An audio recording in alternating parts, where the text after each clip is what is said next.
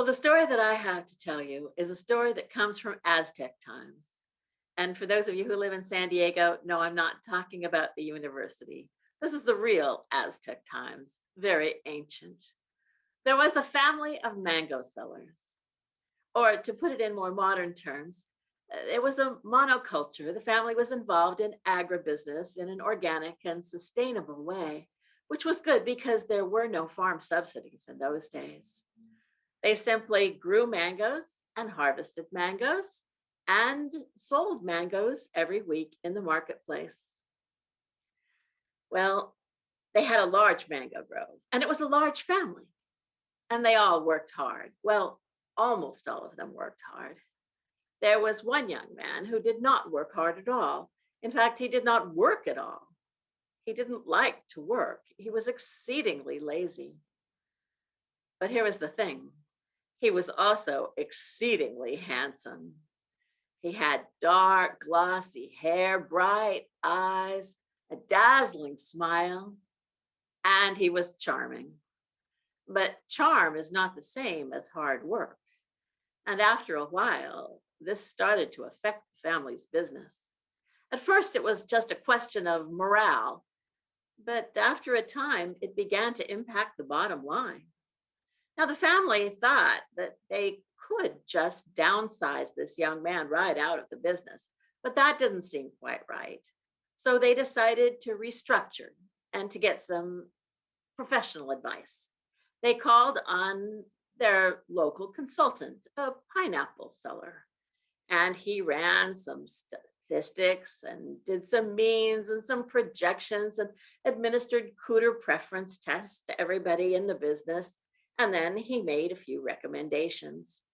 The first recommendation, they were a little dubious about that, but they decided since they'd paid a hefty sum for this advisor, for this consultant, that they thought, well, we might as well take his advice and see what happens.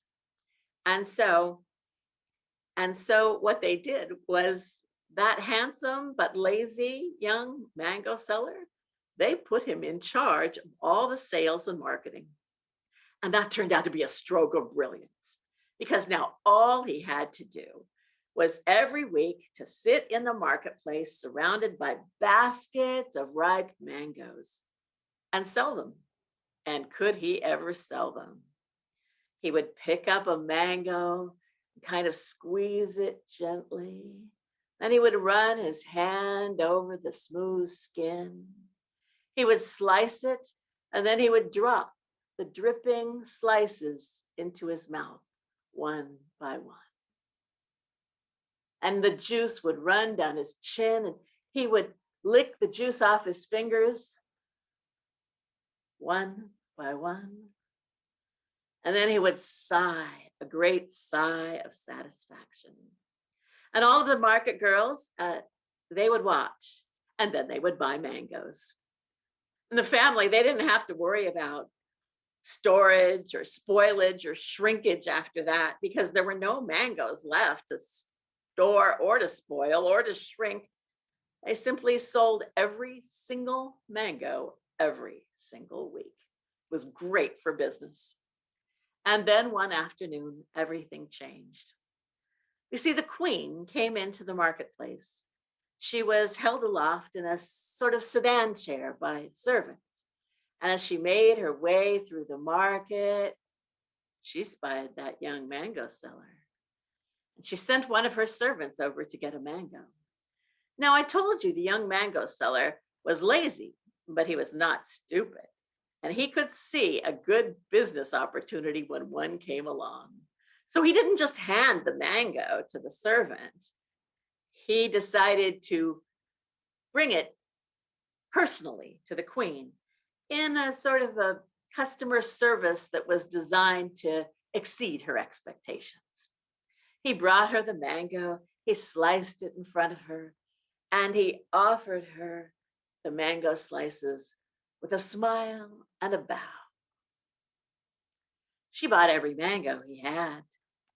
And after that, every single week, the queen was there in the marketplace buying mangoes. One week, When the mangoes and the money were exchanging hands, something else was part of the exchange. And that evening, the young mango seller came to the palace.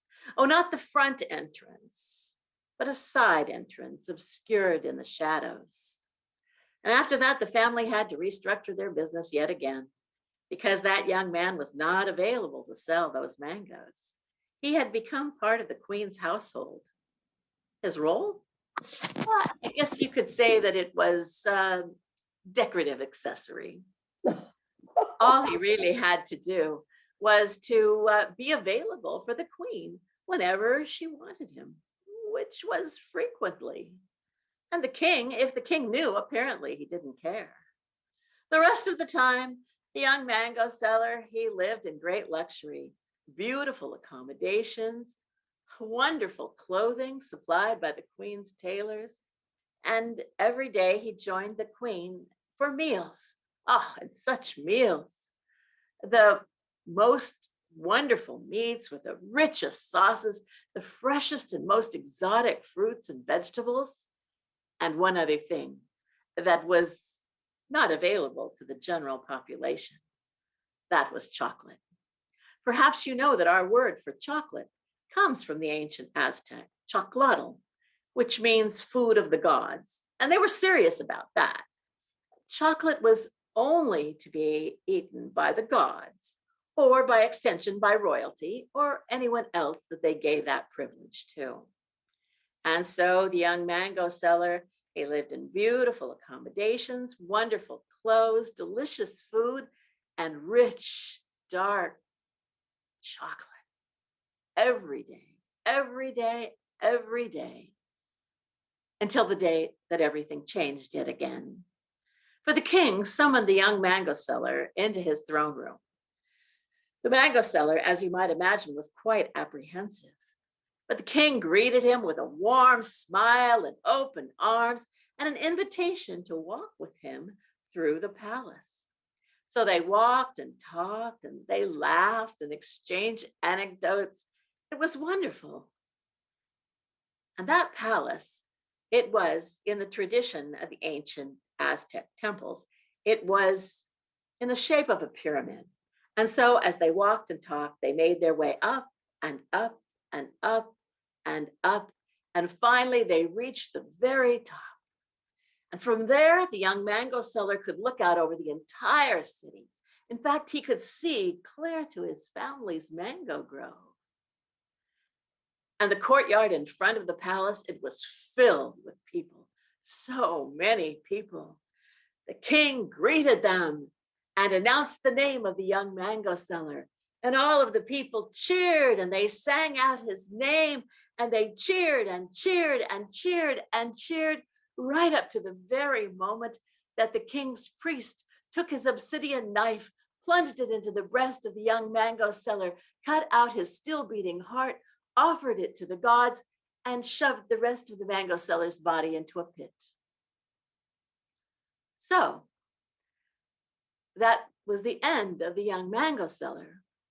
Now, there's no formal moral attached to this story, but I think there are several takeaways. I can think of three right off. The first is the king may not mind if you take his wife, but if you take his chocolate, watch out. Number two, maybe those nutrition people, maybe they're right. Maybe chocolate will kill you sooner or later. And when you think about it, a lot of those nutrition charts, they're shaped like a pyramid with chocolate right at the top. Coincidence? I don't think so. And takeaway number three, life is uncertain.